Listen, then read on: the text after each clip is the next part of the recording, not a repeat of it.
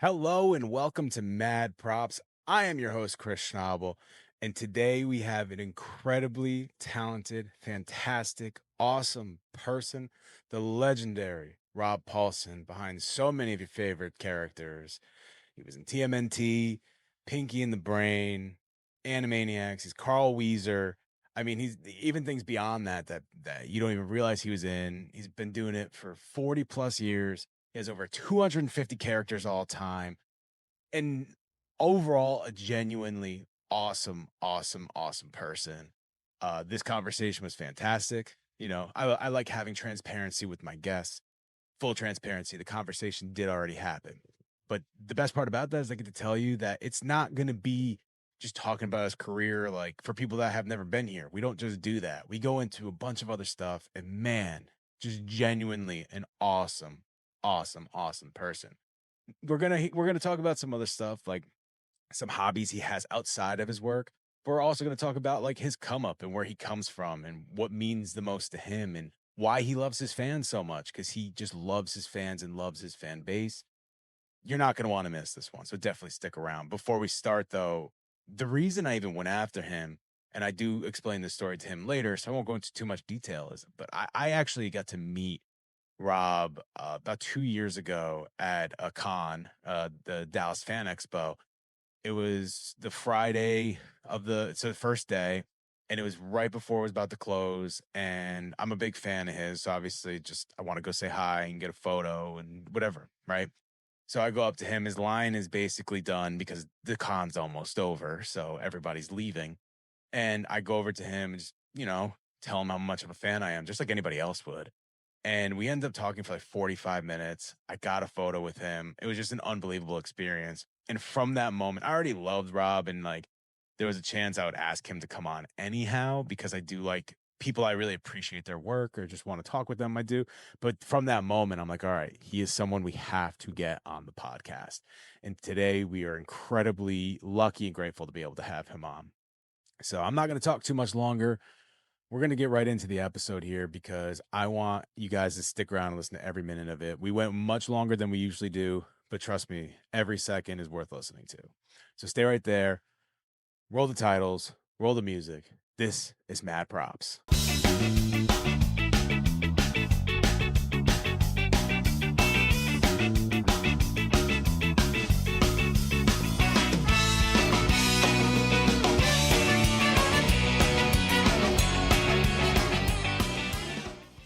All right, thank you so much for joining the podcast. I really appreciate you being here.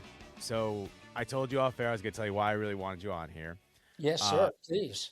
2 years ago, I was at the Dallas Fan Expo the Yep. Friday night. It was like 30 minutes before it closed.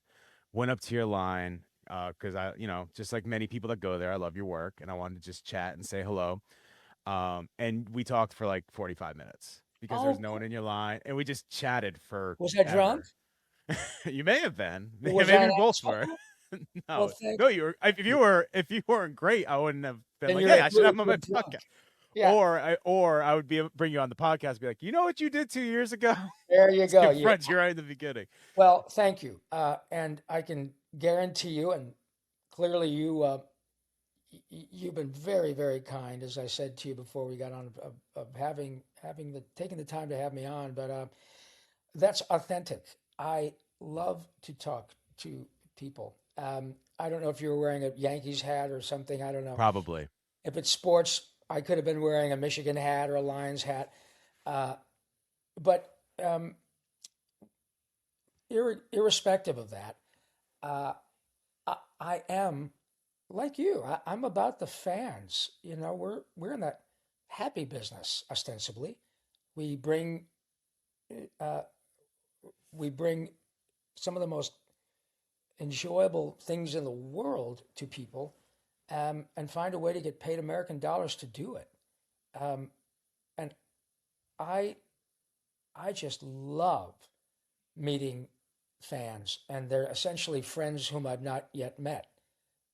But I love to talk to them. I find out about how the characters connect with them, or what sort of an impact they had. Or I started watching this in college, and now only shows I let my kids watch are Pinky and the Brain. It's just a remarkable experience. So I'm glad that that the 45 minutes I stole from your life was not in vain. I think I stole it from your life because I went up. Your line was done. The show was about to end. You Oh, probably were great! there That's the best time to all talk. day, and I just came up and started talking to you until the end of the show. So I think I actually Great. stole your time. But Well, I'm not a thank problem. you for letting me steal your time again. You're here again. I'm stealing Here your I time am. twice. I'm here of my own volition and proud to be such. Yes, thank you. Just as we wrote it for you. Thank you for Thank you. saying it that way. Right. But anyway, so we talked a lot off air, and I already had this going in, Yeah. but you're a sports fanatic. I'm Yeah. also a sports fanatic. You're wearing a Detroit hat. I'm wearing a Yankees hat. Baseball people. I'm a big baseball guy. We had similar stories. I didn't realize how close our stories were. You said you played up, like you're going into college, you got Yeah. hit, and then that was it. I went into college, saw how much better everybody was than me. I was like, all Yeah. right, I need to go do what washed up athletes do, and now I do journalism and Right. podcasting and all that stuff. But it's just interesting to see like where paths diverge Isn't that when even though interesting? it's such a similar story, but you go Yeah. into voice acting and music and all that stuff. And I went into I still went to a bunch of fields before I got to where I am, but Uh-huh. journalism, broadcasting, and now video. Right. I just find it so interesting how like such a similar path can diverge into kind of similar but different ways, just No, so yeah. much. Well, exactly, Chris. I find all of that fascinating too. In fact, I'm a great example of that.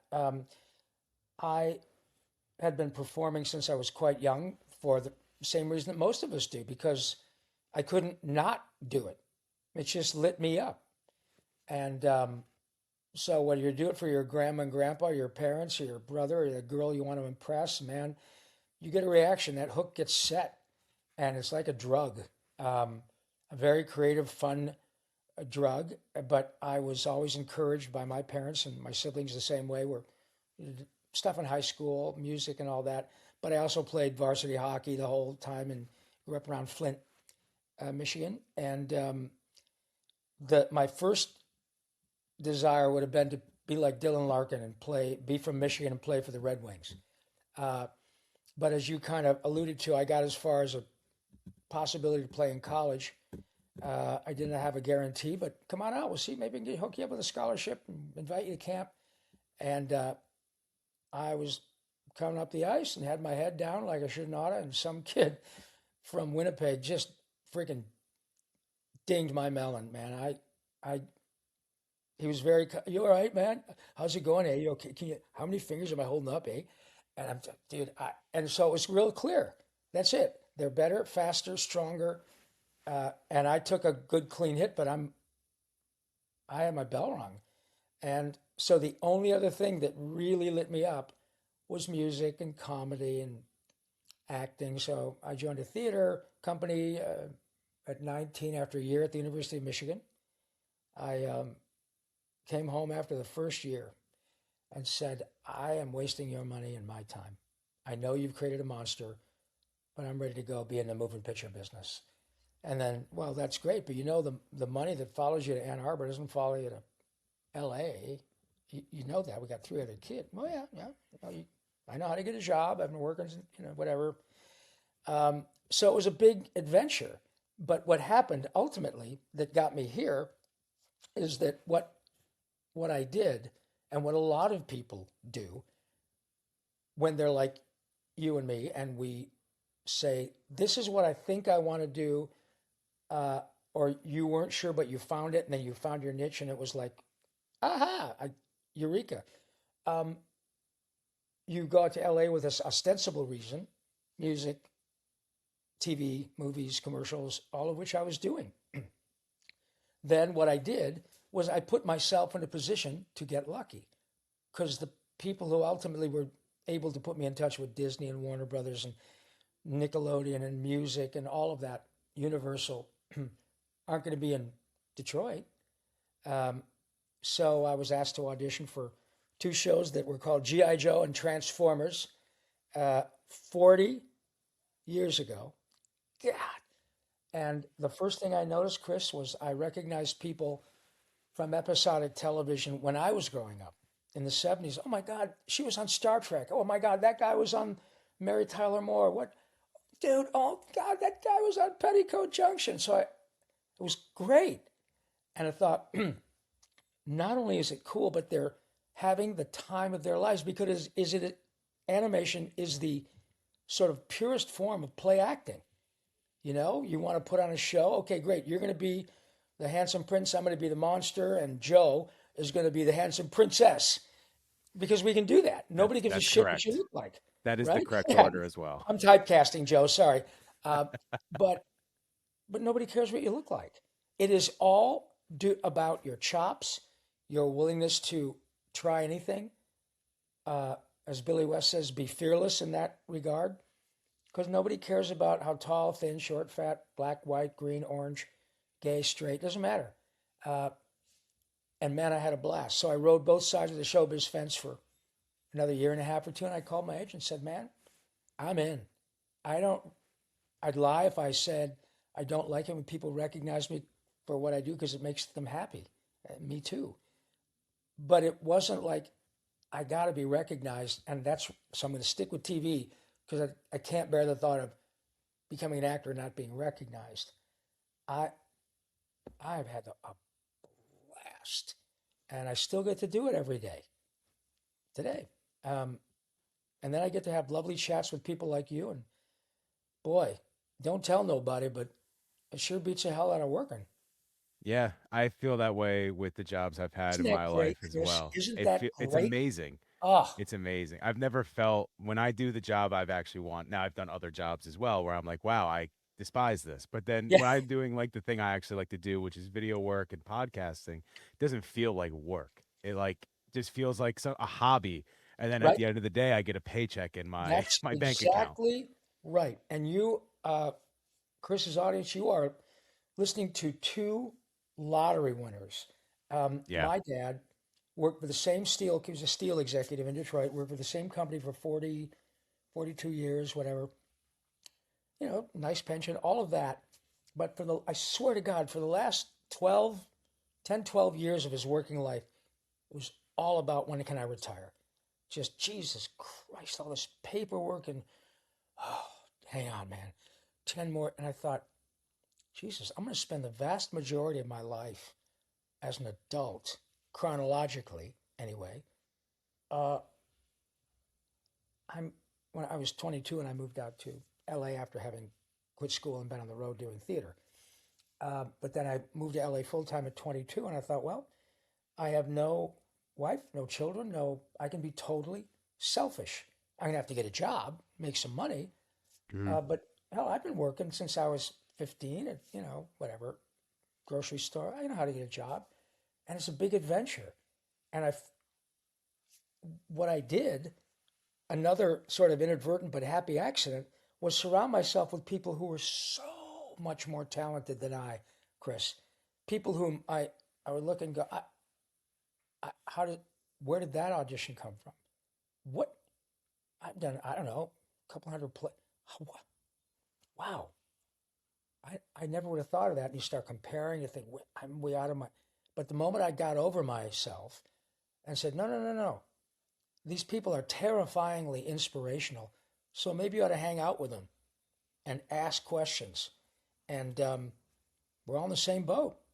But I am that boat that the high tide raises. And Yeah. man, now having been in Hollywood for 47 years, I now have, my phone and all my friends are Oscar winners and Tony winners and Grammy and Annie Awards and, whatever, People's Choice. And we all grew up together. And they're the nicest, most down to earth people. And we're constantly going, oh my God, you hear this got nominated for an Oscar. We knew that guy in acting class 40 years ago. So it's just a blast. And you're young. You're going to be able to work with all these people growing up, and you're all doing something you would choose to do.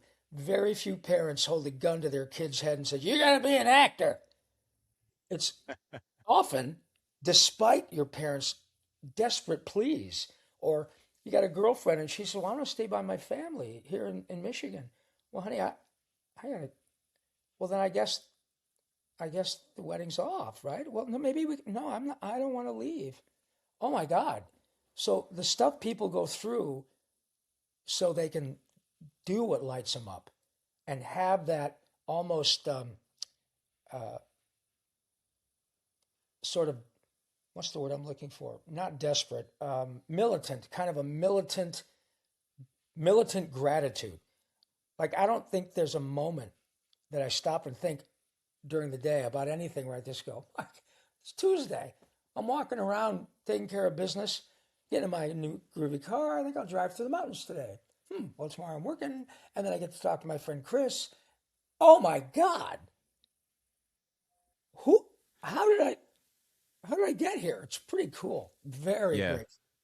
I think about that all the time, especially when like things aren't like happy go Yes. lucky, like things are tough, but you're at the end of the day, it's like, well, I worked this and I love the job I do, and then I get to go home and prepare and then talk with you. Like Yeah. it's like it doesn't Same, matter how hard same and here. soft of a day it is. Like that's something when I was at work once, it was when I was freelancing. So when I freelanced, I worked with a lot of athletes, Aaron Judge, Mhm. Dak Prescott, Zeke Elliott, Oh, great. and I was talking to somebody because just like you, it's kind of the same but different, right? Like I made a lot of connections in my life doing this podcast in the industry I work in, all these different things. I love to talk to people. I love to meet people. And I keep in touch with a lot of these people. Someone that came on the podcast, I met up with him when we went out to LA when I was Great. traveling earlier, Tab Murphy. I was able to get, dinner with him and talk with him and like actually physically meet him for the first time. We've talked over text and all this forever. I've never actually physically met him. The minute I Yeah. was out there, I'm like, we have to meet up. Like Good for you. just keeping those contacts and stuff like Sure. that. But I remember when I was freelancing, I was talking to somebody in the industry, and they're like, you don't realize that the people you're talking and working with, 99.9% of the population won't have those types of opportunities. Like, Right. understand where you're at when you're traveling and you're exhausted and like, you're like, dang, like this is cool, but I am just dead. He's like, there are 99.999% of people that would have loved to spend 6 hours with Aaron Judge. And I've done it twice. I've done two shoots for him. So that's the perspective Yeah. I always try to keep, especially the job I have now. Like I try to keep that perspective of like, there's a lot of people that want to do what you're doing. Yeah. So no matter how hard it gets, like you're lucky where you're at. And I Well, grinded for a long time to get there. So I'm no happy to be kidding. where I am. And it's clear and it's obvious and it's authentic. And that, I'm telling you, as a guy who's going to be 70 on my next birthday, I look at a guy like Dick Van Dyke, who's old enough to be my dad, and he's a hero. He goes, I want to go through my life just like that. I am, as my second grade teacher told my mother, Rob has a sunny disposition. I have no reason not to. I've been a profoundly fortunate fellow. My parents were married a million years. I got two sisters and a brother. We're all healthy. We're all close. I make a living doing what I would do for free, literally, with people I would choose. 100%. Yeah, with people I would choose to have at my funeral. I mean, my best friends in the world, some of which are still back in Michigan, and many of which are out here. Uh, but I'll tell you what, I've also learned, having been around a while, uh, and like you, being around people who could behave any way they choose. They got Aaron Judge. They got the money, private jet, island, whatever.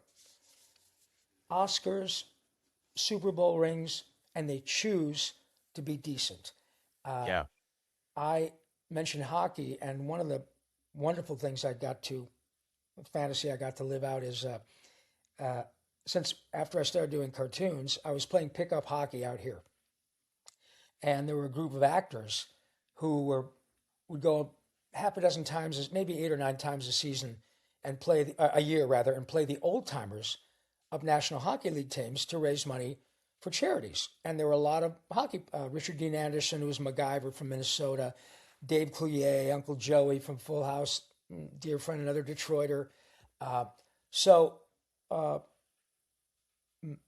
all these guys, actors, some good players, some not.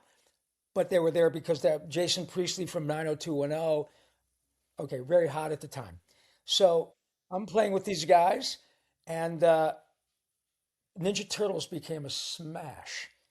And they said, you know, the charities we play for are always geared around children, and I love going to hospital. We all do. It's the best. Yeah. Um, Speaking of all that stuff, you want to join the team? I said, yeah, that sounds great. Oh my God. I got to play probably 20 games with these guys, including the Detroit Red Wing old timers with Gordie Howe and Alex Delvecchio and all these guys I grew up worshiping. And to make a long, convoluted story short, uh, Gordie's grandkids, my hero, hell, my email address has Red Wing in it, you know. Um, and we really hit it off. And his wife, Colleen, his grandkids love turtles. Okay. So we got to be uh, very good friends and just a delightful group of people. Mr. Hockey, I mean, Yeah. Wayne Gretzky's hero, Bobby Yeah. Orr's hero. Uh, and I got invited by Mr. and Mrs. Howe one summer to go play in a charity softball game in Vancouver. Bring your turtle pictures, kid. All right. So check this out. This is how, in 5 seconds, Gordie Howe showed me how you behave if you're fortunate enough to generate anything resembling celebrity doing something that you would do for free. Uh, he said, come over and just sit next to me, you little shit. And I said, okay. And we're signing Ninja Turtle stuff. And Gordy's hands are like freaking frisbees, you know. Yeah. And I can't believe that I'm pinching. I missed Gordy's right there. That far from, uh, and it was about an hour and change into the line. Um, Turtles and so a young man about my age, probably about 34 at the time, uh, had a puck. And Gordie signed it, and he said, "Gosh, thanks, Mr. Howe. Your hand must be getting really tired." And Gordie took off his glasses and put down that Sharpie, and he looked at that young man. He said, "It's my pleasure, son. I've worked much too hard for this privilege."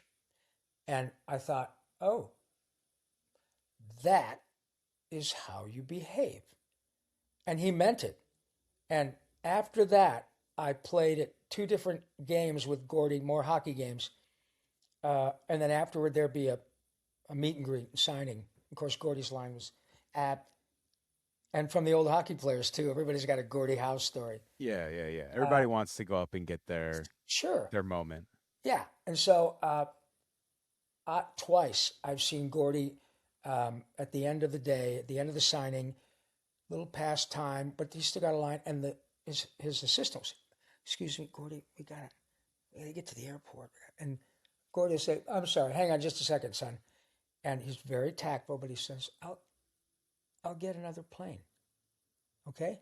I've got 20 people. I'll get another plane. If not, we'll stay in a hotel. Don't worry about it. Twice. And would go another hour until everybody's just a remarkable story because for him, he looked at life through the prism of being a Saskatchewan farm boy. And he played, by the way, the Canadians' version of AAA ball Hmm. before the Red Wings were going to draft him and just stop playing baseball. And then he took batting practice with the Tigers all the time. So he's a remarkable athlete. But to to be able to still keep your feet on the ground and contextualize what your celebrity is and what it means and how much it means to others and the example that you really need to set for Yeah. kids like me, you know? Um, so I'm so glad to hear that with Aaron. I just love that stuff.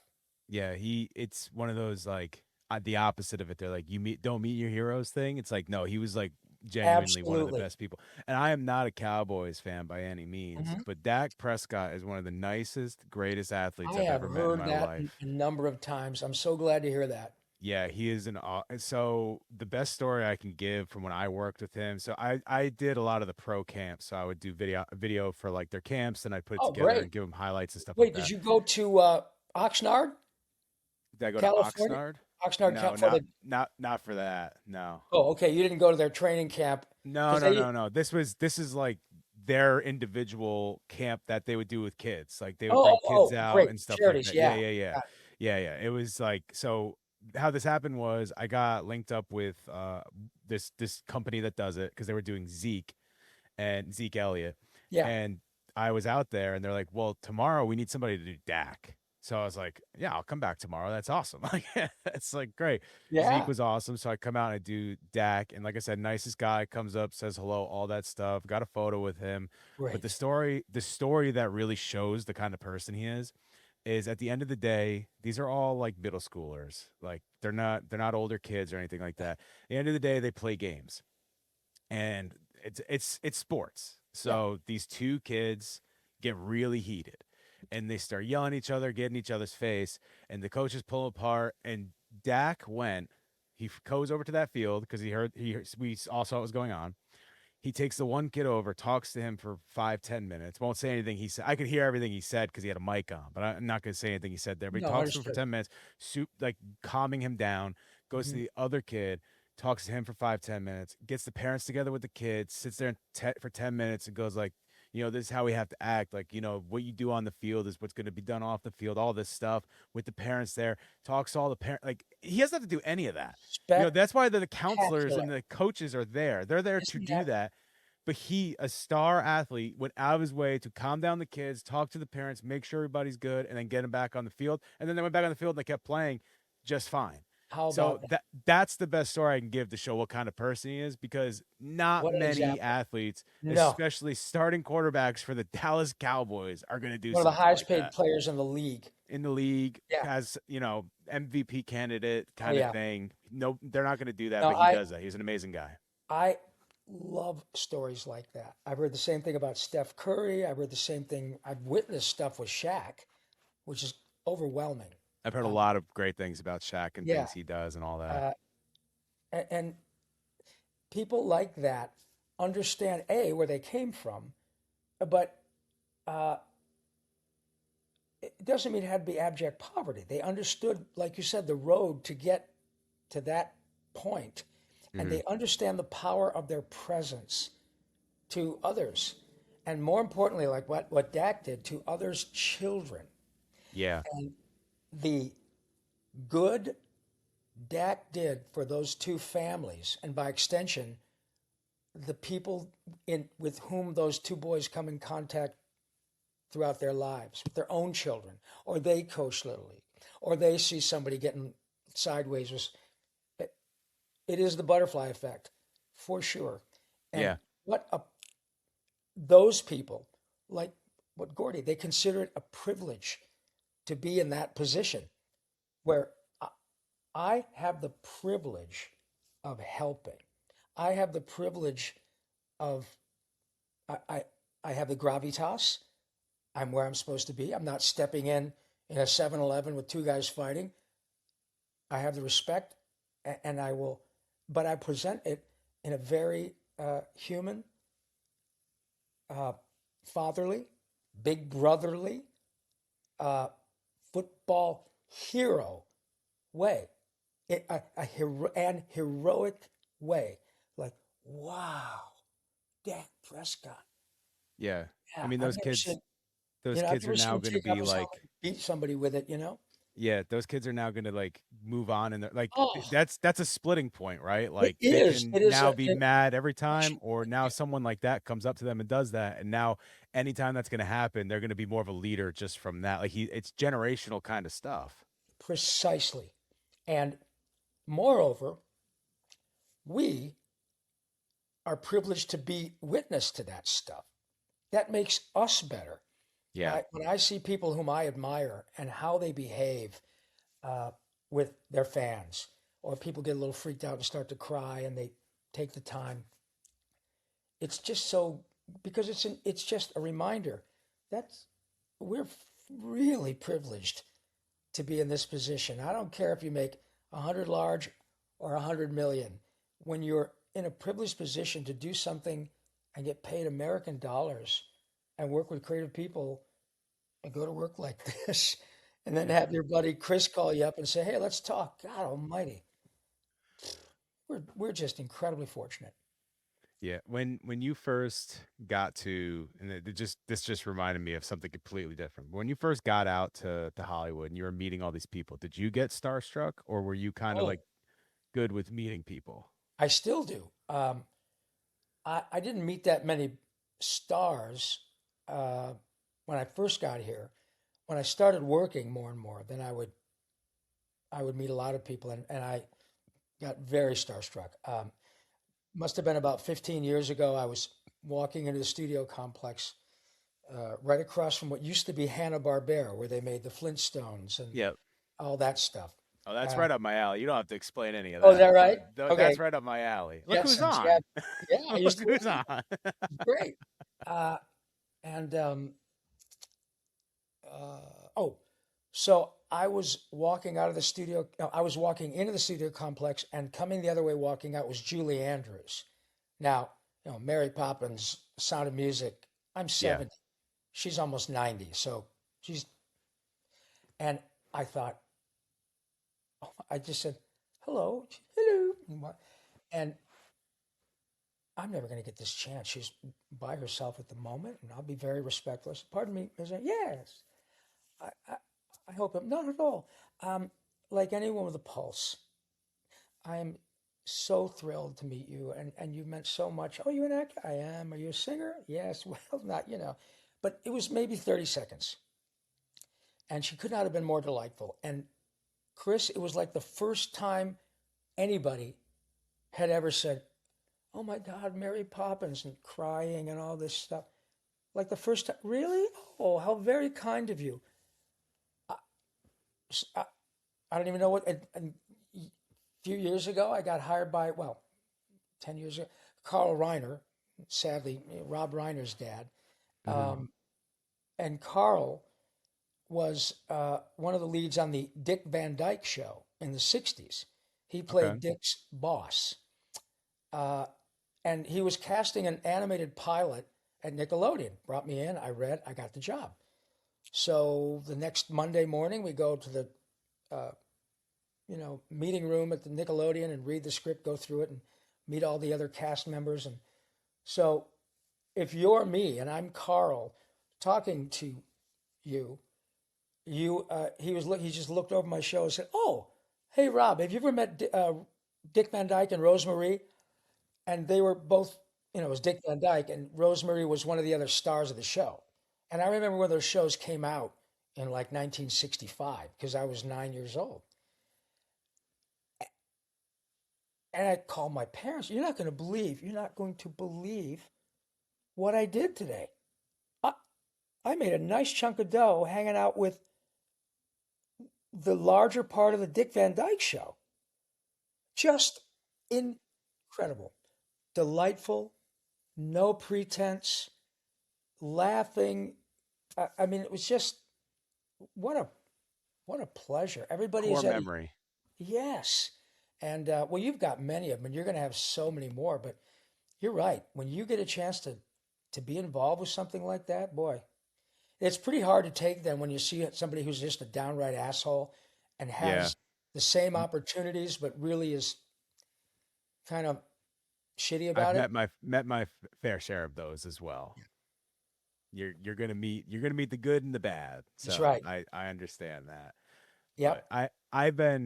it's weird. I've never really gotten starstruck where I that's why I think I've been able to do stuff like this for so Hmm. long. I've done this for a long time. Yeah. Producer Joe and I did this on our college radio where we Oh, met a good. bunch and we would meet people and then I just kind of continued through and then started back up a couple years ago. Yeah. But I think I said this on a podcast once before. So any listeners that are hearing this, sorry you're going to hear it again, but I did get severely starstruck one time. So we talk baseball, so you're going to be like, this is a Okay. cardinal sin. My first job out of college was working for the Boston Red Sox. I worked for Okay. them for 3 years Good because copy.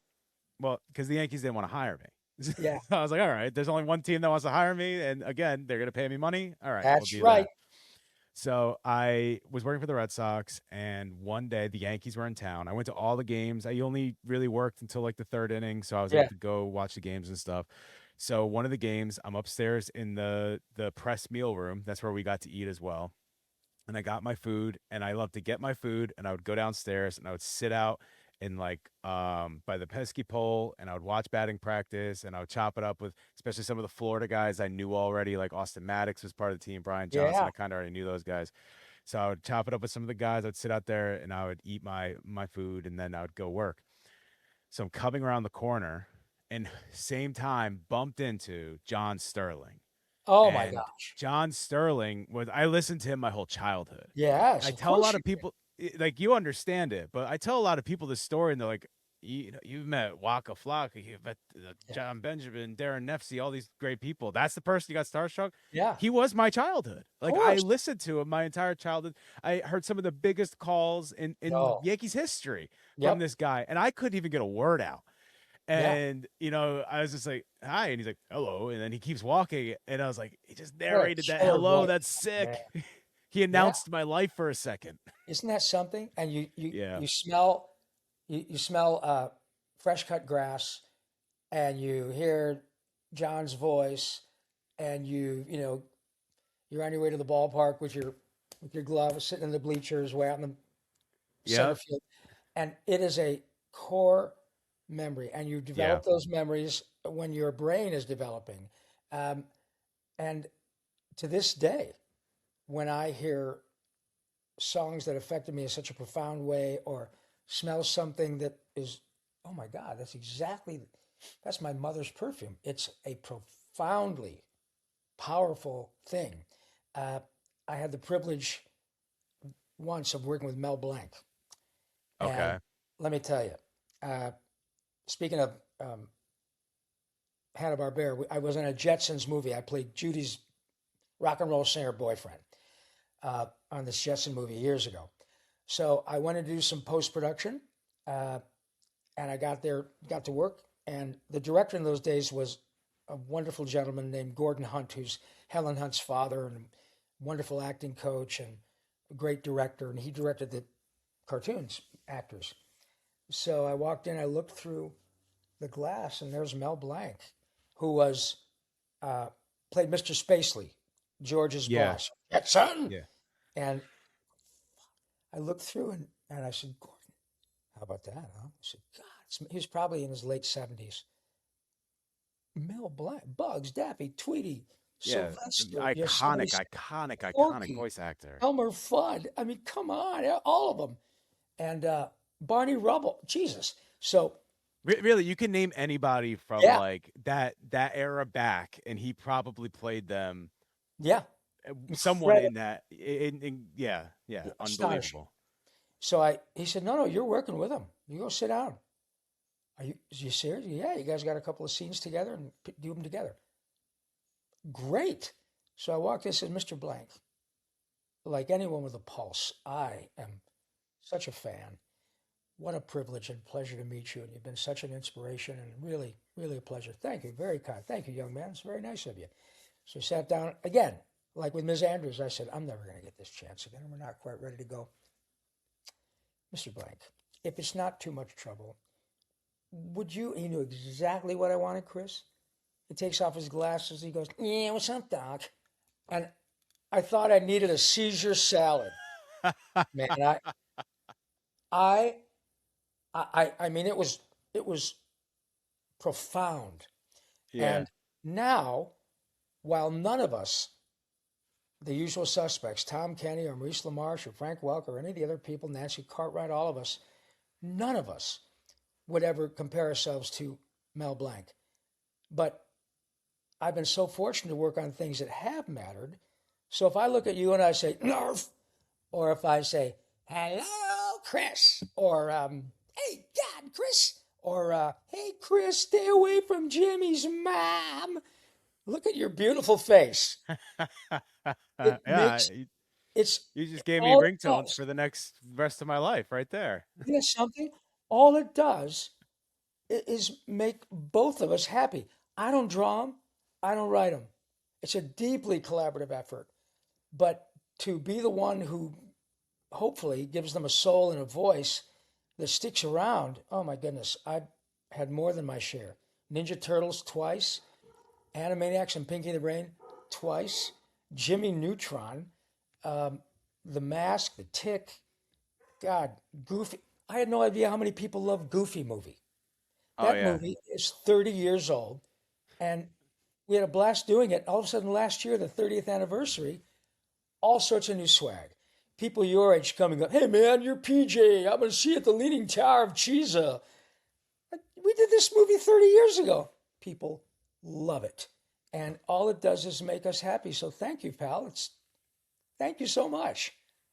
I will say because I'm gonna get to the rest of these at the end, but you brought up the Goofy movie, and we had a couple of viewer questions that came in, so I think it's a perfect time to ask Great. this one. Then we'll get Fire back away. on track with all the other stuff we're doing. But this is a perfect time to ask this one. Sure. All right, so viewer Chemo, would you also good friend Chemo? Would you, if you got to pick Yeah. a slice of pizza, would you rather eat a slice from TMNT or the slice Petey had in the Goofy movie? Oh, well, I I got to go with Goofy movie because I've never seen that much gooey cheese. In fact, when I go to conventions, I have a PJ and Max, with the lots of cheese, and I sign that picture because it's just yeah. Ninja Turtles got to have all kinds of wacky pizzas, but that Goofy movie, Leaning Tower of Cheese, what's up, buddy? Um, that yeah, I have to go with that because it's just even animated. It really It looks. looks good. It does. Yeah. It looks good. It looks really, really good. And I am also a huge fan of Goofy movie as well. It was one of my more favorite I feel like I like the obscure Disney movies growing up because Goofy movie wasn't considered like that golden Right. age, right? But like I That's why like we the were Emperor's shocked New that people. Groove. Yeah. Like those movies, like those spoke to me as a child. Well, also, especially with the Goofy movie, um, those performances that Bill Farmer, Goofy, and Jason Yep. Marsden, Max, gave as Max and Goofy, and their difficulty trying to figure one another out. That happens to every child and every parent. Uh, I miss my mom every single day. I miss my dad about once every 3 weeks, and he would totally get that. He ran the show. We got along great, but my mom was a soft touch and all that. But I would say to my dad, hey, Dad, drop me off here. Well, dude, it's snowing, or not, dude, son, it's snowing. Take it. No, because I wanted this girl to see me walk up without my dad dropping me off. I Yeah. didn't have my driver's license, but I wanted to be cool. And I know my dad was like, "What the fuck's the matter with you? It's sideways snowing. Let me drop you." And they encountered that. When Goofy can't figure Max out, and Gosh, I love him so much, but what am I doing wrong? And then they go on the trip, and it is parenting 101. There is no manual. We're essentially just big babies by the time we have children in your mid or late 20s or even 30s. And you don't know how this shit works all the time. And now you can go back and talk to your parents if they're still around and say, boy, I I get it. I have a child now and I have to watch myself from staying because I said so. It's not easy. And they captured that, and the writer director Kevin Lima absolutely captured that beautiful noise that you got to go through it, and when you do, it's wonderful, and you hopefully help each other learn, but it's hard. Yeah. And yeah, so that movie captured it charmingly, and the music, my God, everybody loved it. So I'm Yeah. very proud of that little movie, Eye to Eye is like fantastic. I know the isn't other it? ones one a lot of people like, but Eye to Eye is fantastic. And then when Magnolia Park covered it 2 years ago on True, that yep. that album, even better. Like it's like Great, huh? it's just as good. But I think the Goofy movie for me, the reason I liked it more because I like the Golden Age movies as well, and Yeah. or Renaissance, right? There's Renaissance movies in the '90s. I like them obviously; they're Mhm. all great. But the reason I love that movie so much because unlike those other movies, the Goofy movie to me was just so relatable. Yeah, Like I could relate as a kid, I could relate to Max. totally. It's And exactly my point. that's why I liked it so much because I can relate to that character where like Yeah, although you can in some other movies, but like they're a little harder. It's a little more out there. You really have to open your mind up right. explosively to really connect Those were sometimes. authentically relatable. You're right. Pauly Shore is like that. He's perfect for that. I mean, he's a comic, he's smart, but Bobby, oh my God, he's perfect for that guy. Little cheesy, and everybody knows and befriends, and sometimes, you know, get your you grow up and go to a reunion and you see the kid who was the heavyset kid, and you kind of go, man, I owe this kid an apology. Whatever. As you grow up, it's hard for kids like that, you know. And Oh, at I the know. same, I was the heavy set kid, by the way. I there you go. definitely know that. And at the same time, that he's trying to relate with his own dad, but he doesn't have Pete doesn't have the same uh, empathy and sort of natural father instincts. For him, it's all about gotta keep him under your thumb, goof. My dad's gonna squash me like a bug, and it's one thing to be like I was afraid of my dad, but he never laid a hand on me. I learned discipline, and I think sometimes he overstepped now that I'm older and have a grown son, but he did the best he could with what he was given. And he and my mom, I think, did a great job. All four of us are gainfully employed or retired or not in prison. Day's not over. But no, man, the number of times that I thought of my parents going, man, we've got one. How on earth did you guys do it with four? And uh, you had three people from 12 to 16, all, and then a new one that came along, 9 years after me. But the point was, it can be incredibly, mostly gratifying, but really hard, really hard. And you don't often have the time or the money to say, look, I don't want to drink. I got to talk to somebody, especially now that people are okay with it. But that's expensive. Or you don't have the time. Or everybody's got ski lessons and hockey and baseball all the time. I mean, yeah, that movie captured it beautifully. Yeah. And I'm so glad that you said that. That's a really profound compliment, which I will absolutely pass along to the two actors I mentioned and Kevin Lima, whom I speak to often. It's good to hear things like that. He'll be thrilled. Yeah, that's how I felt when going into that movie is like I love it so much even to this day because you Yeah, just connect with it so much. And yeah. then obviously nostalgically going back to it, you remember that feeling you had. And Oh, that's like with a lot of these, right? Like you remember the feeling you had so you go back to it, but still to this day you can relate now in a different way. I don't have yes. kids personally, but I will say like getting older, I have like taken a different appreciation for things my parents did that maybe I didn't understand at the And you're not time. And supposed to. yeah, you're not that's exactly it. Like you're not supposed to Can't know do it. what's going on Right. in that way. But I do appreciate more and tell them I appreciate more of like what they've done. Because my parents, like I was extremely lucky. Parents still alive, still together, Great. and they were extremely, extremely like supportive of me Yeah. all the way through. I Fantastic. mean, I've And lived in 100 different states. I went to school in Florida to start, then I went to Connecticut, then I lived in Boston, then I went to grad school at Gonzaga, so I was all the way in Spokane, wow. Washington. Yeah, Yeah. and then I went back to Connecticut, Indiana. I'm in Texas now. I probably forgot some states in there. I guess Good for Massachusetts. I you. forgot some, but I've been all over the place. Yeah. And they've been supportive like every step of the way. No matter Oh, what that's I said I wanted great. to do, when I wanted to go play baseball in Florida, go do it. When I wanted to be a broadcaster, go do it. When I got into video, go do it. Like Yeah. they were extremely supportive and they still are to this day. Like they love everything I do. My parents will watch this, so say hi to them if you want cuz they will Well, they will well watch this. done, Mr. and Mrs. Schnabel. Well done. I'm preaching to the choir. I don't need to tell you what a wonderful young man you've got there, but uh, I I feel the same way. I like your wonderful boy. I'm nothing but gratitude. I'm fiercely grateful. Um, I never want to lose my sense, Chris, of being able to be dumbstruck.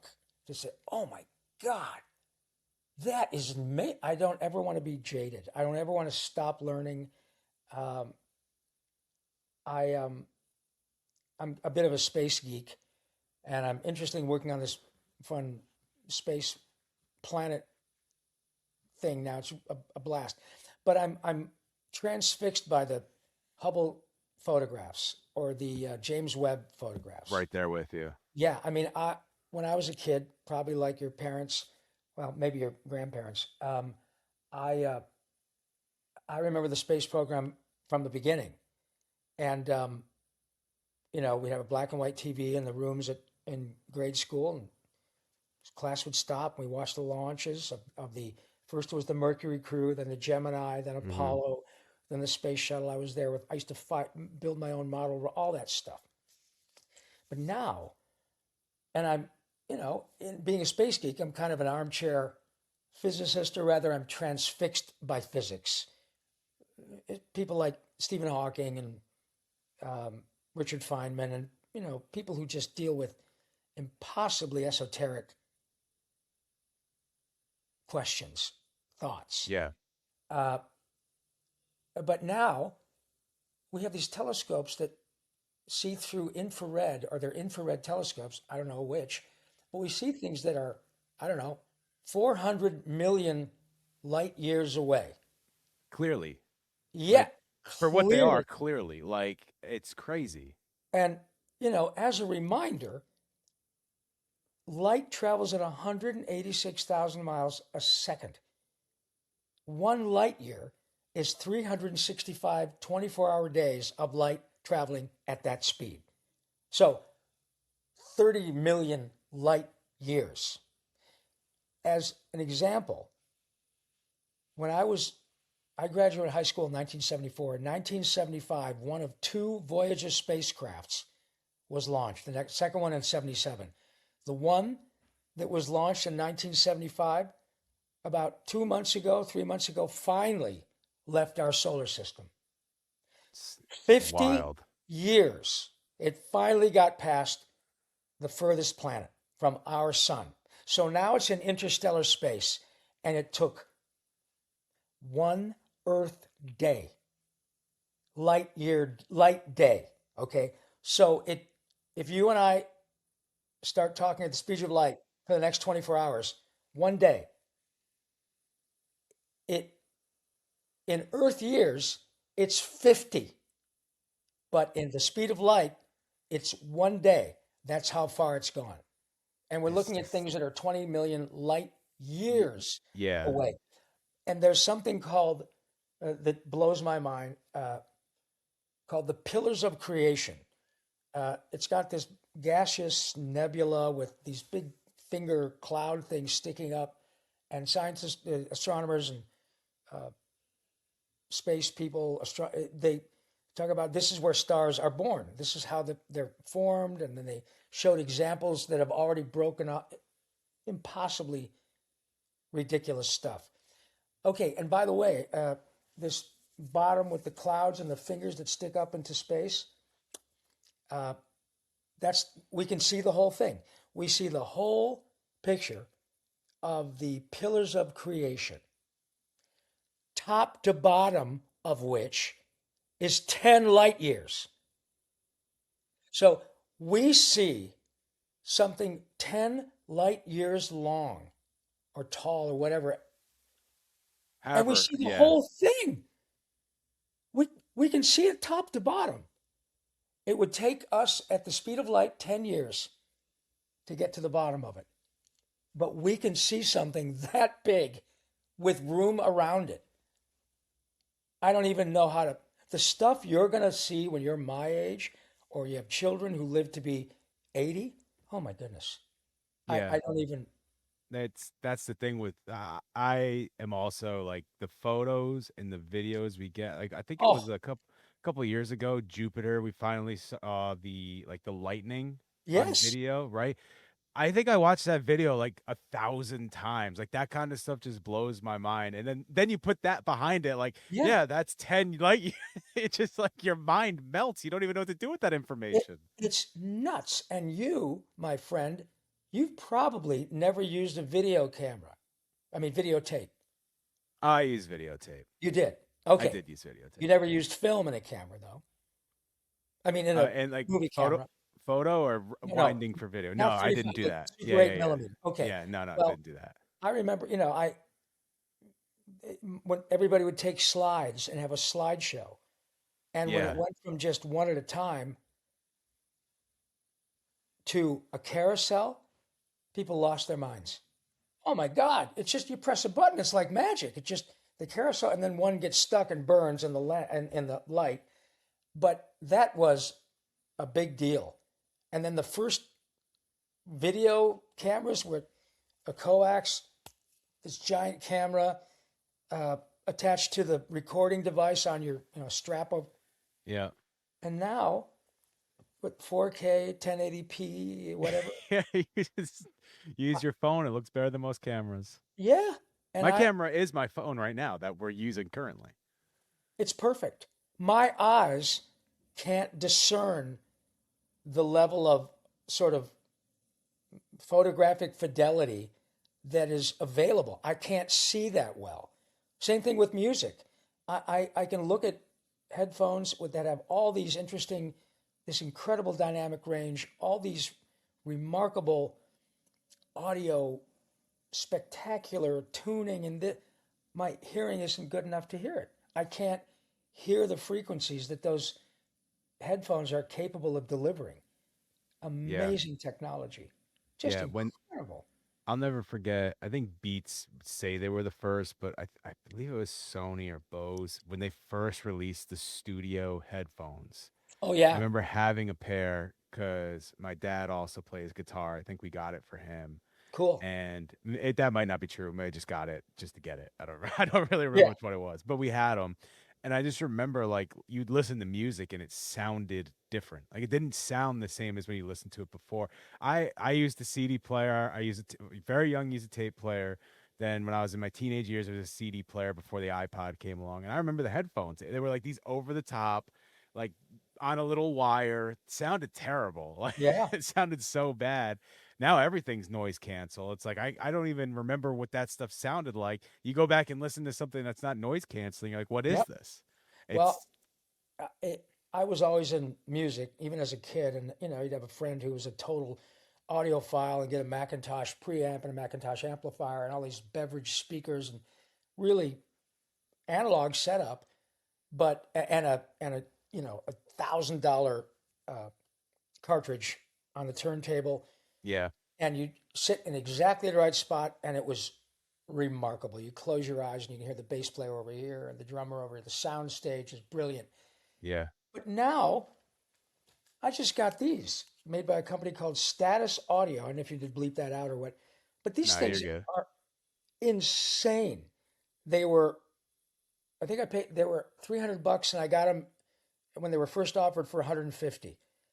Noise canceling, stupid good, but as good if not better of the Bowers and Wilkins as that are probably now 8 years old, but were $400, $500 headphones. I'm not going to buy $8,000 headphones, Of but course. these are ridiculous. Yeah, I hear the nuance of genius yeah. in this. I, I don't know, That's man. I have the AirPods for stuff like this and Yeah, like, sitting around, but the my big headphones and I got them for video production because, when you're doing mic'd ups and stuff, but I sure. use them all the time or the Bose. I have Yeah, that Bose Studio noise canceling. They're pretty expensive, I'm pretty sure. But like I was convinced into getting them because it's like, yeah, they're like $500, but you're gonna use them all the time. Like they're forever. perfect. And then you Yep. listen to songs, and like you said, like you could just hear every Oh, instrument in every spot, and it sounds so amazing. it's beautiful when you are able, and like you said, when you're able to listen to music that you're familiar with and it blows you away because you hear it in a completely different way. Sounds like a new That song. totally, and it's what the producer and the artist, how they hope you would hear it, how Yeah, they hope. And now the technology is such that you pretty much can. yeah. Once you work with all this high end digital stuff, you will get as authentic and true sound as the artist would want with a reasonably good set of headphones. It doesn't have to be, it's quite remarkable. Everything is just, yeah, pretty nutty. So when you did music, did you just sing or did you play an instrument as well? I played drums a little bit and guitar a little bit, but I wasn't disciplined enough. I, I've always loved to sing because, well, firstly because it just makes me feel good. It's like anything. I was a golf junkie for years, and but always it was music or comedy would just like a lot of people, nothing special, just light me up. Um, and then I found out that I like to create stuff on my own because it made me laugh. I was a good audience because I got a pretty high bar because I'm around a lot of very smart, funny, talented people. And if I come up with something that makes me laugh, I'll share it with Maurice LaMarche or Billy West or any of those guys, and Brad Garrett or all these people who are stupid talented. And Robbie, that's good. Write that down because I never know when I'll use it. I rehearse all the time because I just love what I do. And if I were making $1 million a year selling insurance, Chris, I'd be doing improv or theater or music on the weekend. It's Yeah, something yeah, creative. right. Something creative you'd also want to be doing. And Yeah. you took that music into shows. I mean, Oh obviously man. Animaniacs, there's Yeah, that plenty was of a big stuff from deal. that, but yeah, yeah, and you still perform it. You still perform that, right? Yeah, last Occasionally? weekend Yeah. we had two Last shows. weekend. So yeah, you definitely still Yeah. perform it. Last Friday, the 16th, and Sunday, the 18th, we did two shows in Southern Ontario. It was a balmy three when we landed in Toronto. But I'm very familiar with that area because growing up in Michigan, I played hockey all up and down the 401 and Guelph and Yep. Kitchener and London, and very familiar with Toronto. But anyway, so we had a couple of shows there, and next week we have one here in LA, and then I'm sorry, next 15th of next month we have a show in Pasadena, and then the 16th, the next night we're going to be in Phoenix. So it's great. It's 2 hours. Every note, every lyric you hear from the stage was written by my partner Randy Rogel, who United States, Canada, Mexico, Panama, Haiti, Jamaica, Peru, all that stuff. It's amazing. Randy is amazing. I'm good at my job, Chris, but I live in Hollywood. You can tap somebody on the shoulder and they're a competent singer. I'm a Yeah. good singer, but writing that stuff, that's where, yeah, that just I doesn't mean, happen most even in pop music or regular music, there's a lot of people that write other people's music. all It's the a time. collaborative effort. I understand in hip hop because it's like the way it came up is Well, like they you do sample, it about yourself and all this other stuff. So if someone else is writing your story, right. how authentic is it? But other stuff when people say like, "Oh, this person had a ghostwriter," it's like, okay, the music's Well, still look, great. Like, who cares? everybody, with very few exceptions, most well-known singers uh, don't write their own music. Um, Now, it may be different now. I don't know about Olivia Rodrigo, or I know that Billie Eilish and her brother write a lot of their music, which is Yeah, Taylor Swift, remarkable. But in Frank Sinatra, Tony Bennett, all the people that my parents and I'm a fan of all of them. Uh, Barbara Streisand, she co-wrote a huge Oscar-winning song with Paul Williams called Evergreen from A Star Is Born. But most of them are just song interpreters, and they do it beautifully. yeah, And that's why you hear people do The Impossible Dream, or you could pick 100 different singers who sing The Impossible Dream from a yeah, music, you know. Uh, but no, and the opportunities for artists now on YouTube and streaming platforms, it's both good and bad. On the one hand, people like me who are used to working in broadcast television and earning back end money that was all negotiated years ago, it's all changed because everything is streaming and it still is under the auspices of the Screen Actors Guild, whom I have to work under, and happily so. They treated me beautifully. Uh, but it's different. And the amount of product, it always were, more actors than jobs to fill them. But now we have people who, and I'm not casting aspersions, people who literally can make 5, 10 grand a month interviewing well-known people like the president while sitting in a bathtub of cereal. yeah, And it doesn't make me angry. It makes me think, wow, you either adapt or you become bitter. Uh, yeah, I don't want to be like, I'm a rock and roll is music is air to me. And I made a great living singing pop, rock and roll, classical on Disney, all of it. Uh, I don't want to be like, oh yeah, well, you don't know it, man. You don't know rock and roll. You don't listen to bullshit.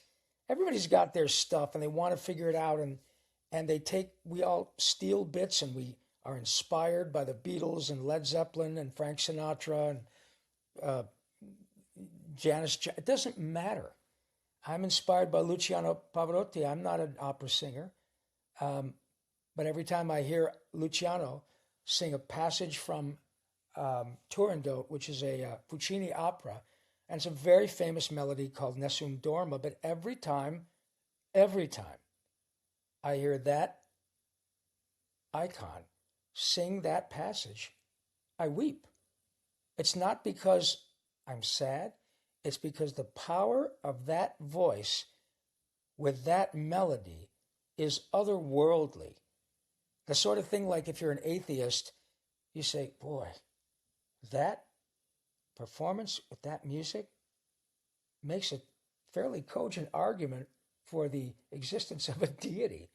It's so special, you know?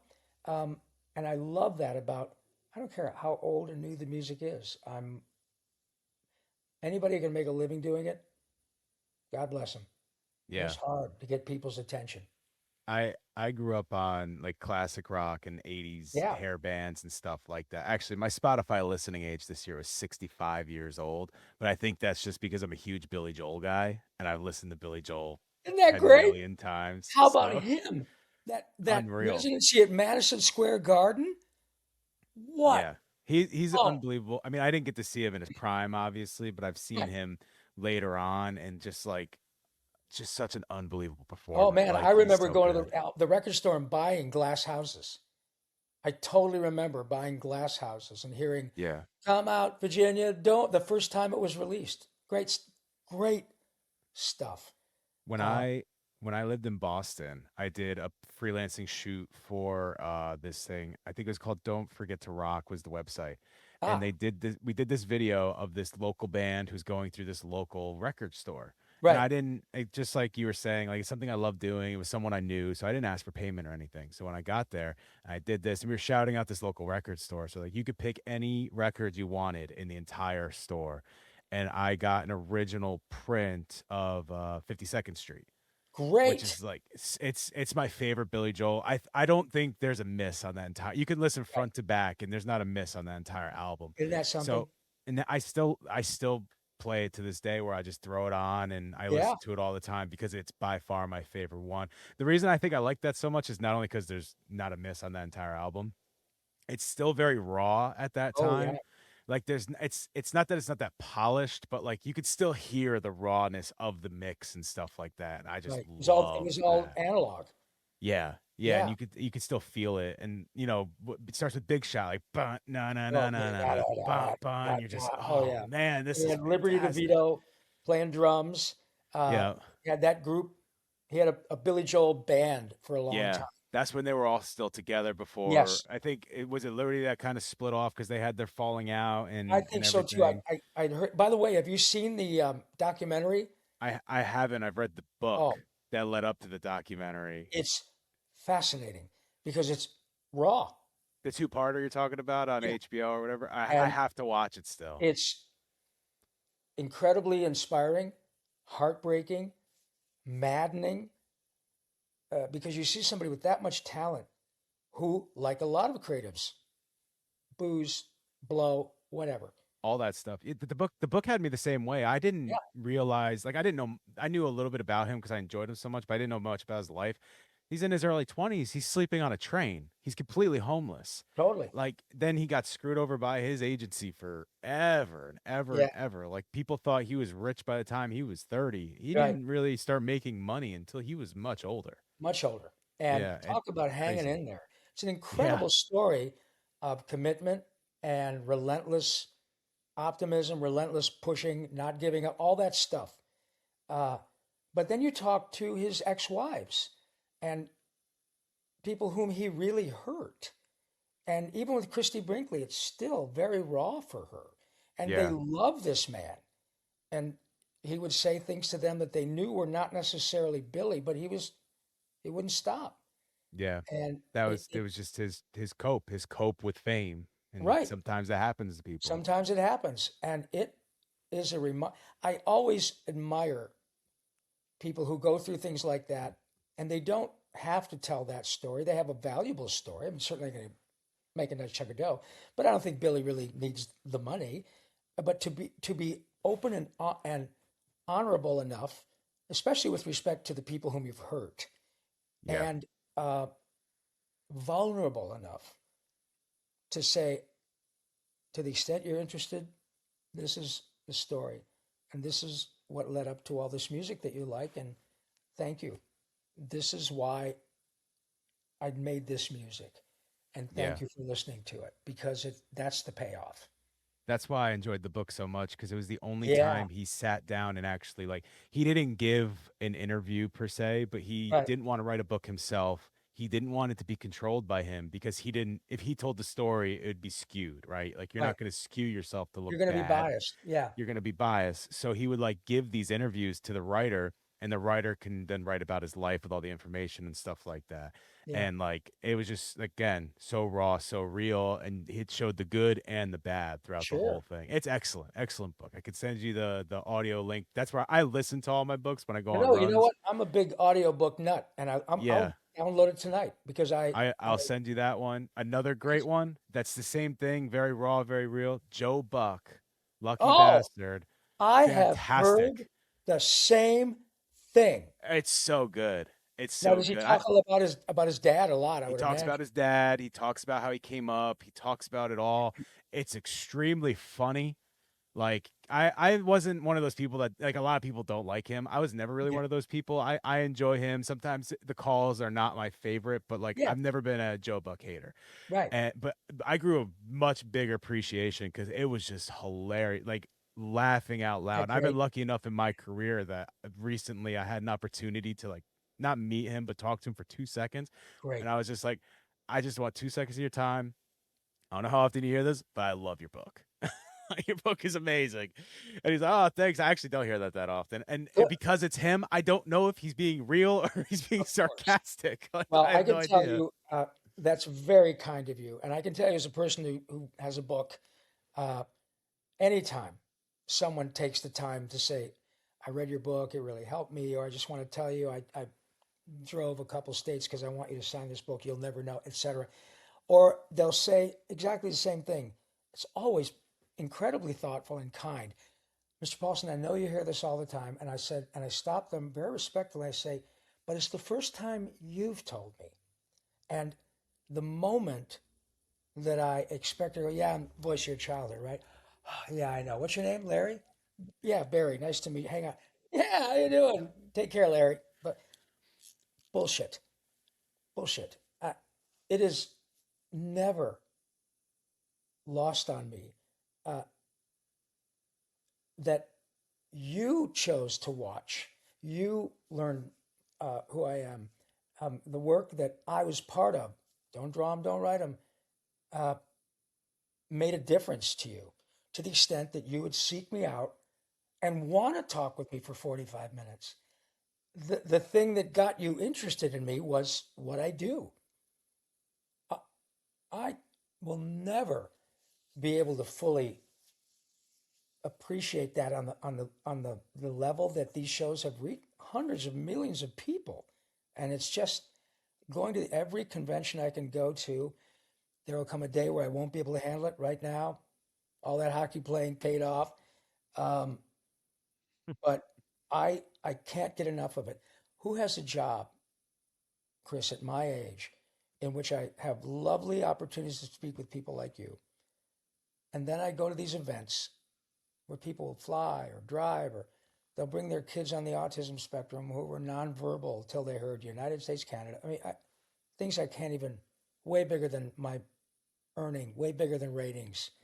Uh, and then I go home, back to LA, to a gig I love with people I love, and I'm exhausted from saying thank you. Holy crap. If there ever, like Gordie, if there ever isn't anyone who becomes famous and I'm working next to them and they're an asshole or they're really a jerk and it, it's going to be hard not to say, you know what? You're not good enough to be that much of an asshole. You're just not. You better save your money or straighten up because I work more than you. And if I die tomorrow, they'd say, oh, well, Rob was a nice guy. I guess we better recast. So if this isn't your thing, don't come. And I Yeah. have no patience for that. None. Um, we're very fortunate indeed. Well, I will correct you. I knew you from the stuff you did, but the reason I wanted you on is because you were a super amazing, nice person to me Oh, when I thanks. went up to talk to you. And that's actually something I do. Most people are nice. I'm not saying anybody Yeah, was no, not you're nice, right. but I do when I go to those conventions, I do like to go up and just chat with them, especially the people with no lines. Like I Of know how course. much that means to them and Yeah, stuff. that's very, Um, really thoughtful of you. yeah, Really like kind of you. That it that means it a it lot. does it does like I just like not because I have no lines by the way. I just like going to talk to people. That's that's Sure. the reason I go up and do it. No, But clearly. it does when I see it like this person has one or two people, and then you look the next person over always has a line going out the door or something like that. So I just like going and talking to people and meeting new people. And I find that those are usually the people that will talk the most and the most interesting because they just have so much to say. I I think agree. when I came up to you and you had no line, it wasn't because no one wanted to see you. It was because it was like 5 minutes to Oh, close, no, and no. you were probably packing up your stuff and ready That's to right. walk out the door. Well, And I was like, "Hey, before you leave, you got an hour?" and I was happy to do it.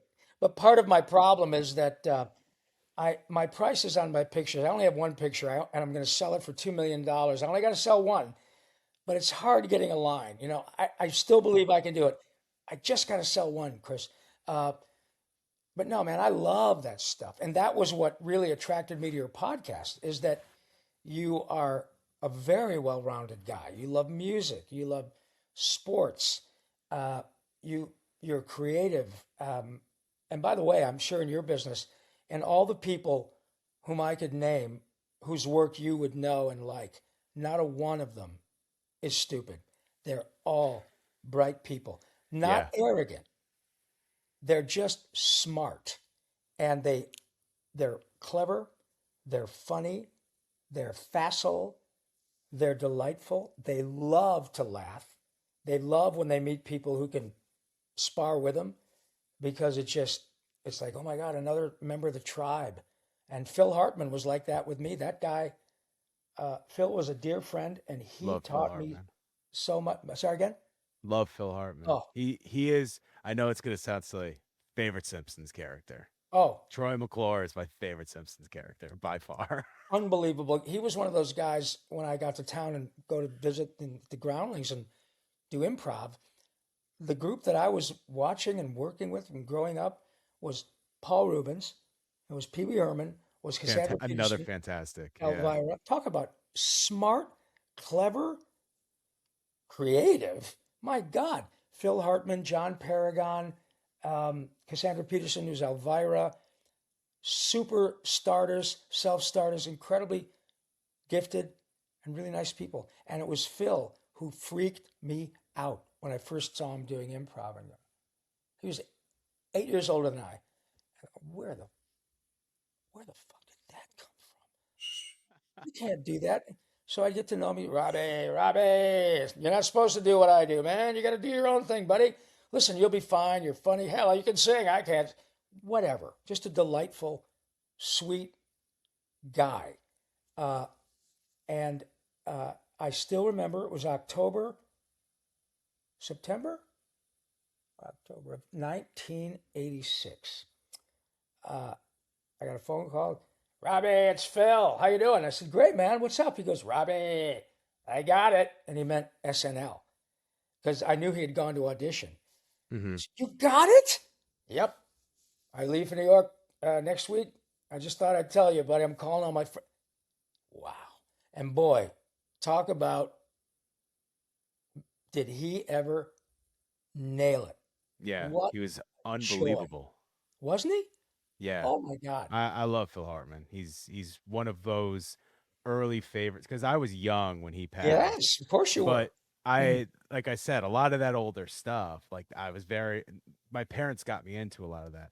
My Totally. first game system was an NES because my parents had an NES. So Yeah. like I was into a lot of that stuff. And like I said, by far, I'm a big Simpsons fan. It's Oh, well, up I, there in one of my favorite shows. I just literally half an hour before we went on, I got a text from Nancy Cartwright. I've known Nancy forever. I mean, we talk usually a couple of times a week.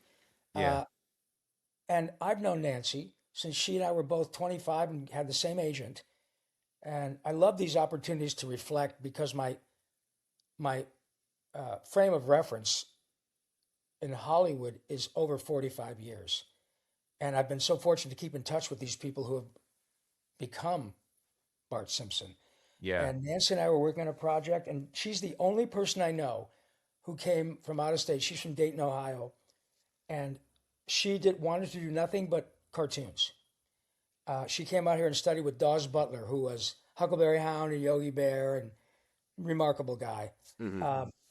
Quick Draw McGraw, Captain Crunch. Um, and so we've been working on a project, and we went and had lunch at a place that's no longer there called Marie Callender's. Uh, and so we're the same age. And I knew she I was doing voice work in addition to being on camera. I hadn't started really doing cartoons. Uh, and so I said, hey, man, you got any leads in the cartoon world? And she said, well, do you watch the Tracy Ullman show? And I said, yeah, oh, yeah, I like Tracy Ullman. She said, well, we're doing these, they haven't aired yet, but we're doing these little interstitials based on a comic strip. In those days, we had a free newspaper in LA and Hollywood called LA Weekly. And there was a comic strip by Matt Groening called Life in Hell. Hmm. And the characters were in that same style. Yeah. So we're doing these little animated interstitials, and we'll see what happens.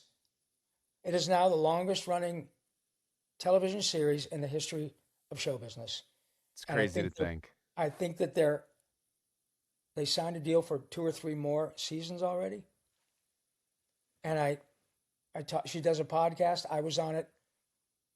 Drops tomorrow, and that's what she was calling me about. Um, what a pleasure Yeah, to her know. podcast is great as well, by the way. I've What's listened that? to some episodes. Her podcast is great as well, by the way. I listened to Yeah, some The episodes of Simpsons it. It's really good. Declassified, I think. Uh, and then the guy who was on after me was Maurice LaMarche, who was the brain. And so I was also a dear friend of Nancy's.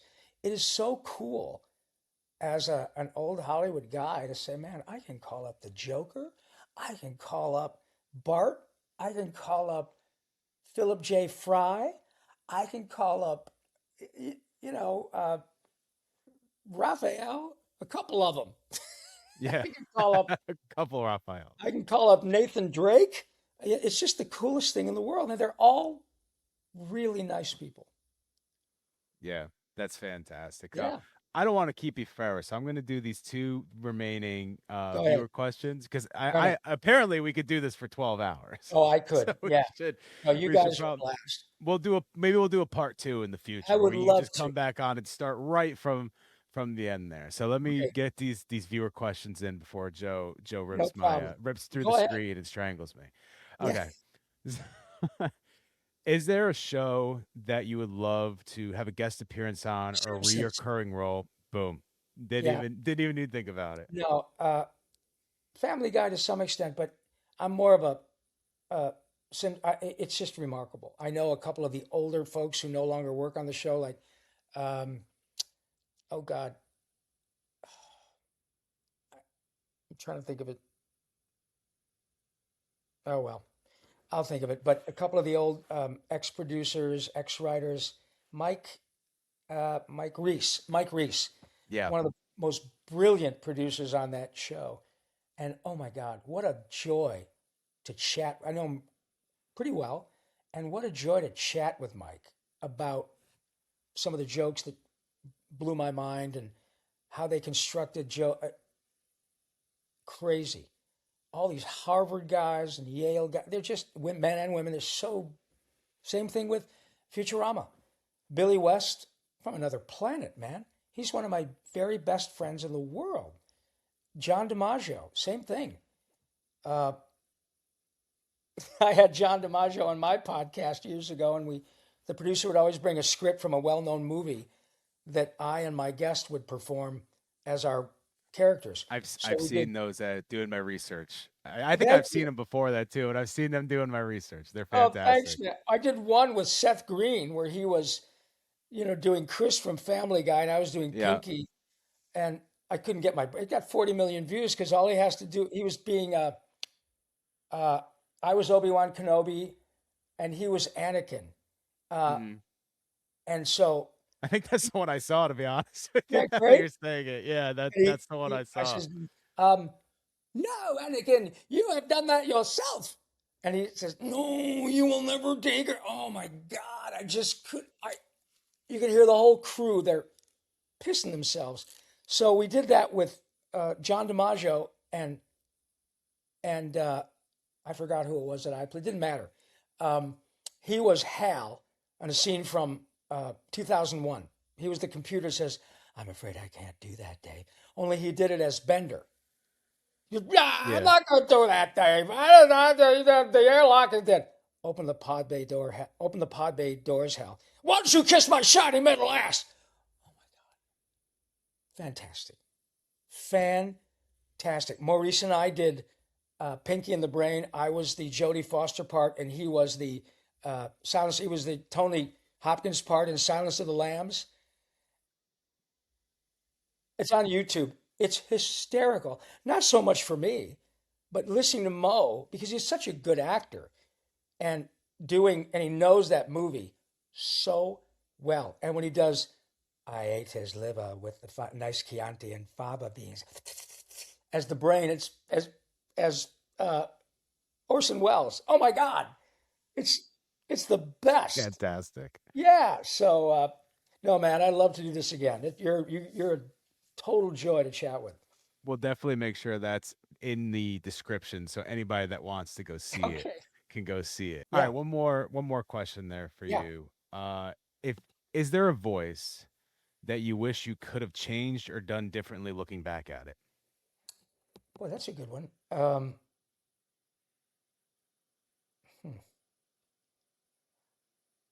I don't think so because by the time I get hired, I've given them something they like. And a show like Animaniacs, that was like a 6 week audition with hundreds and hundreds of actors in LA and New York. Uh, Anytime you get to work with or for Steven, it's a big deal. But no, I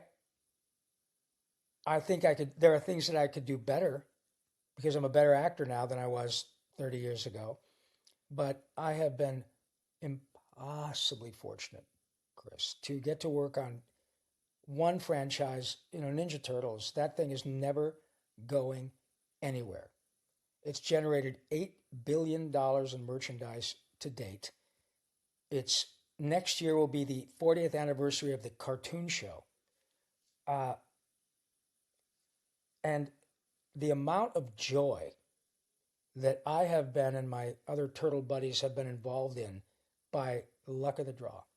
You never know. I could have a script written by Jesus and 30 million bucks of Joe's money, and if nobody watches it, it's a fancy tax write-off. You never know. That Yeah. is, there are places in the world I can go. I was asked to go, we all did, a few years ago to Abu Dhabi and Dubai.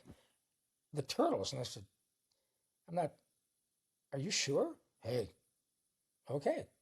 So we get there and we're doing this panel with 1,000 lovely people, probably between 20 and 40, dressed in their traditional Arab garb, saying "Turtle Power, Kawabunga," and they all spoke excellent English, and it was really quite embarrassing. I I could say "Salam Alaikum" and "Alaikum Salam" and "Couscous." They spoke perfect English, and I thought, well, wait a minute, that's really not fair. I could go to Spain or Portugal or Abu Dhabi, and everybody can speak to me in my language. That's really cool, but isn't fair that I'm in their country. So it's quite stark. However, the power of joy of just that franchise is worldwide. It's incredible. But if that show changed my career trajectory, Animaniacs changed my life because I got to sing and as with Steven and incredible writing and music in every half hour. What a, oh my God. And then Pinky, so there are things I could go back that I think I could do better, but nothing that I'd want to change because it's meant so much to so many people. Who am I to tell them it's not as good as it could be? It's very Yeah. subjective. And so far, everybody's on my side. So no complaints here. The Especially, here's a professional segue, especially with the host of this podcast. Let me tell you, Chris, it has been nothing but a trip to the moon on gossamer wings. And Joe, nice to meet you, buddy. Uh, and for all of your fans and out there, boy, you guys, you sure hit your ear holes and your eye holes to a good guy. It's no wonder that you're so successful. And you share the same thing we all do, which is just a joie de vivre, kind of a joy of life. There's so much out there to be excited about, and it needs to be cultivated, especially now with the current political zeitgeist. I'm not going to go into it, I promise, but it's so hard, and it's so hard around the world, with Russia and all of it. So difficult. If we can't find ways to enjoy ourselves, sports, comedy, cartoons, music, and really almost lean into it, it's going to kill us. It Yeah. it doesn't have to be an atomic bomb. It'll be just this pall of sadness, and we can't let it get to us, you guys. We've been through worse, and shows like yours, Chris, I think really give your viewers, first of all, entertainment, hopefully a few laughs, and hope. That's a big deal, and it's not hyperbole. You're successful at your age, and you're going to continue to do the same thing to people, and that initiate that butterfly effect. So thank you very much for having me on. It's been a privilege. Joe, cut that up. We found the trailer. We found the trailer for the show. Cut that up. We found it. Before I let you go, anything else you want to plug or shout out before Uh, we go? no, I think I'm good right now. I mean, I if you could, oh, my socials. Um, I'm what am I at? Oh, Rob underscore Paulsen, Paulsen, all lowercase, on Instagram. Rob underscore Paulsen. Rob Paulsen 311 on TikTok. Rob Paulsen voice actor on Facebook, and my website if you're interested in having a look. And I have a book there called Voice Lessons: How a couple of Ninja Turtles, Pinky and an Animaniac, saved my life. And it's about, I had throat cancer a few years ago. I'm fine, but it's an interesting read, especially I didn't have toe cancer. The twisted cosmic irony was not Yeah. lost on me, but I'm fine. They found the one spot that you probably don't want. I mean, you don't want any cancer, but you Right. definitely don't And want that trust me, one. I kind of want, okay, all right, I get it. It's not about me. You win. You run the show. Uh, and it usually has where I'm going to be, and but anytime that you follow my socials, uh, I'm going to be in fact in Houston. Just follow the socials, and they always get advertised. Thank you so much for joining us. We appreciate Oh it. man, my pleasure, boys. And I guess Happy New Year, and I look forward to seeing you in person. Like I said, if you happen to be in Houston during the Comic Con, hit me up. We'll get you in. Thank you so much, Rob, for joining. Thank you, Joe, for producing. Thank you for everyone that submitted their questions. And thank you all for listening. This has been a fantastic episode. Make sure you follow us on socials at Mad Props Pod on everything. That's X, that is TikTok, that's Instagram. You can also follow me at Chris Schnabel on Instagram or at Chris.Schnabel on TikTok. A lot of the stuff you're going to see on our page, you're going to see on that page as well. I do like to cross post in that way more and kind of promote myself in that way as well. So definitely go and check that out on my page there. Make sure you go check out all of his pages. Check out all of the stuff he's doing. You can catch him at NostalgiaCon. Go to nostalgiacon.com to find the ones he's at. Like he said, he'll be in Dallas in May. So if you want to catch him, say hello. Tell him you saw him on this podcast. That'll be May 2nd and 3rd. So definitely go and check that out. Check out his book, linked below. Check out his podcast, linked below. And make sure, like I said, you follow him on socials, all linked below. The ones he talked about: Facebook, TikTok, Instagram. They're all below. Go check all those out. Give him a follow, give him a shout out if you really love his work. Make sure you stick around on this channel, subscribe, and turn on an icon, whatever you got to do. Subscribe wherever you get your podcast. That's all I really care about. So you get updated on the next episode, because we have a couple more already recorded and ready to roll that'll be coming out following this one, including other voice actors, some returning guests. Not going to spoil anything. You're just going to have to go subscribe on Spotify, Apple Music, or on YouTube to find out. Thank you again, everybody, for being here and for listening and watching. We appreciate every single one of you, and we can't wait for you to come back on the next one. This has been Mad Props. We will see you later. Peace out.